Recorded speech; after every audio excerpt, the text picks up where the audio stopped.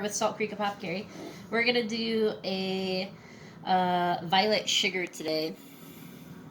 That's going to be violet. You can see our dirty cutting board underneath. So we just reused a jar. We use these for our calendula butters, actually.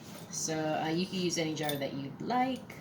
And then you're going to go ahead and pick out your violet heads. You do want to clip the heads, so you don't really want the green part in there. You can see there's a little bit of green in here. And if you were to be super meticulous, you might go through, but I'm not a meticulous person, so we're not going to do that. And then it's pretty simple. You could do this with a lot of the flowering flowers options. We do this a lot with rose. Like we have our rose glycerate, for example, which is not this process, but if you were an at-home herbalist and you wanted to try this, this is what you would do. So you can see here, I don't really have them super packed, and this is a pretty small jar, so I'm actually just going to end up with a little bit of syrup here, and you won't see that today. But you could pack them down, and you can kind of see how many I've got in here. And then we take sugar. This is our lovely sugar jar that we've got here at home, and you just want to fill it.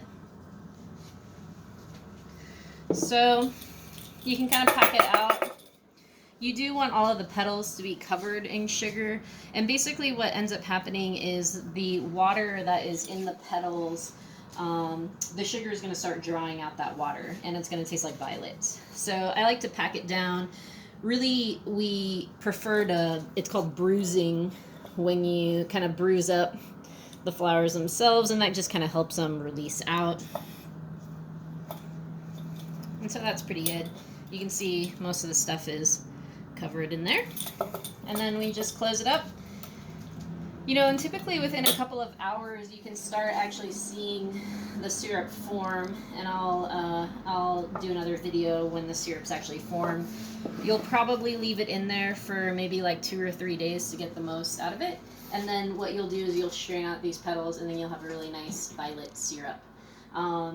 Normally we throw it in the fridge in order for it to last a little bit longer. Depending on how well you do with straining, you might end up having it mold on you if you don't take enough care with it. Again, what we sell in the shop is actually glycerin based, so you don't have to worry about that. And then that's pretty much it. Kind of nice.